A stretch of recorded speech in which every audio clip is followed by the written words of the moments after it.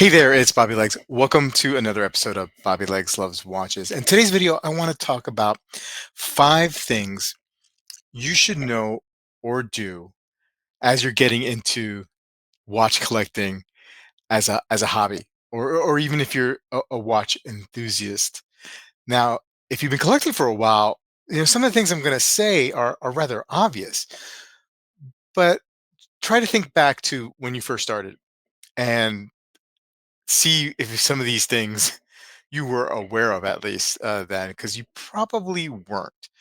And so we're going to go through that list today. So hopefully this will benefit anybody who's getting new into watch collecting, who has found this channel, or even if you're a collector and you want to go back down memory lane. So there's a saying, right? Know yourself, right? Or it's an adage or some wisdom somebody said. And I think knowing yourself will definitely pertain to a couple of these points that I'm going to make. So keep that in mind as well. And it's definitely going to pertain to the first one, right? And you should love watches. Let's get bigger over here. You should definitely love watches, right? You should know that this is something that you really care about and that you're passionate about before you get into this hobby. Now, you're going to spend some money, right? I mean, so you want to be serious about this. Um, anyway, if you want to have like a collection that is something that you're proud of, right? You can buy watches certainly and have, like, 6 7 watches and not maybe see it as a collection. Everybody has their own definition, uh, but you should know something about yourself if you really have a passion for watches before you get into collecting. I think that's almost a given now that I've been in the hobby for years. But when you're first starting, you know just try to think about this as you progress, especially in the beginning phase of your collecting. The second one is very important. Immerse yourself in the watch community as much as you can. There's plenty of groups on Facebook. There's red bar groups. There are a bunch of other groups, right? I mean, I can't tell you how many people that I've met and how many friends that I've made just by this silly little hobby of watch collecting. And I know it's not a silly little hobby, but I am minimizing how, like, kind of like it is, because compared to like all the great relationships that I've made, it's just amazing how I did this. And it all started for me wanting to express what I started collecting on a YouTube channel, and I became friends with people so quickly in the space, uh, other content creators, and then that led to Discord groups and like Facebook groups, like I mentioned, and meeting people, and then like going on vacation and seeing people on vacation that I've met through this hobby. So definitely reach out, and eventually, you'll find a group, right? I mean, you'll find the right people to hang out with, because I've learned so much about watches and watchmaking from other people that you can't just get from like watching reviews on YouTube or reading some articles in Hodinkee or Monochrome watches. Having that interaction, which is so healthy anyway, the personal interaction with people and talking about watches and meeting up in groups and seeing other people's watches, right? Um, that is so helpful, helpful for me anyway, as I continue to collect. The third point is very important. Don't compare yourself to the Joneses.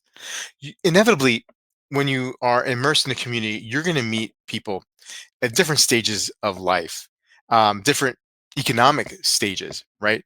And so don't compare yourself to other people and their collections and where they're at in their collections, because they may have more resources than you, or they may have maybe further along in the hobby, right?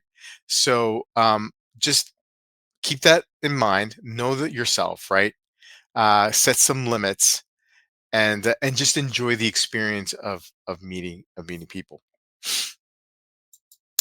Fourth is, hey, find a genre that you like, right?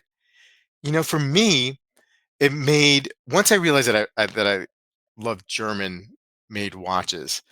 That just took me into some sort of tangent of the collection and an adventure that was just amazing, right?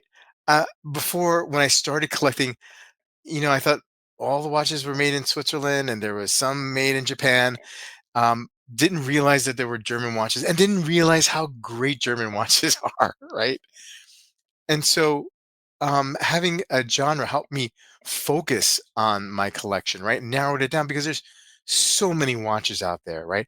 So many different opinions about timepieces, so many different price points, right? You can get lost or paralyzed by, was it paralyzed by analysis or whatever, paralysis by analysis, right? So you can get lost in that. And helping picking a genre, would it be just dive watches if you just like dive watches, or if you like Seiko and that's all you want to collect? Um, you can have a genre, and because you have a genre doesn't mean you can't like other watches or buy other watches or have other watches in a collection. You know what I mean? It's just everything that I'm saying here. There's you can take a loose interpretation, but just use help. Maybe this will help give you some sort of outline or framework going forward. And finally, here, consider buying pre-owned. Right? This is one of the most important things I learned in my watch collecting journey. I was buying new watches, and that's great and all. But as I was going further up in price point, buying new just wasn't making sense. I couldn't afford it. However, if it was a watch that was probably not named Rolex, you can find an affordable version of that new watch. Let someone else take that initial hit. Because then you could get like a watch in great condition for 20, 30, 40, 50, 60% off of what they pay for it, depending on the brand. So do consider pre-owned. I know some people out there only want to buy new. And I think initially I was like that. I didn't want anybody else owning the watch that I had. Cooties, weird, right? But I got over that really, really quickly and realized that I can cast a wider net collecting when I do consider pre-owned watches in there. And look, inevitably, I know I forgot a couple of points, right? There's probably some other things that or words of wisdom that I could have included here. But these are the five ones that really were on my mind for the last couple of days. And I hope this helps.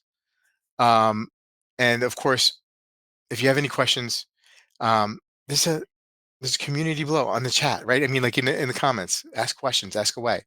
Also, I have a Discord community, right? If you join the Bobby Legs YouTube group, and there should be a join button underneath the screen, whatever platform you're on, some platforms don't have it, some countries don't have it. Um, for a nominal fee, you can get into this Discord community I created where with other watch collectors. And of course, if this is your first time visiting the channel, please do subscribe and like the video. Whether you're subscribed or not, I really appreciate it. Anyway, have a great day, and I'll see you guys in the next video. Take care.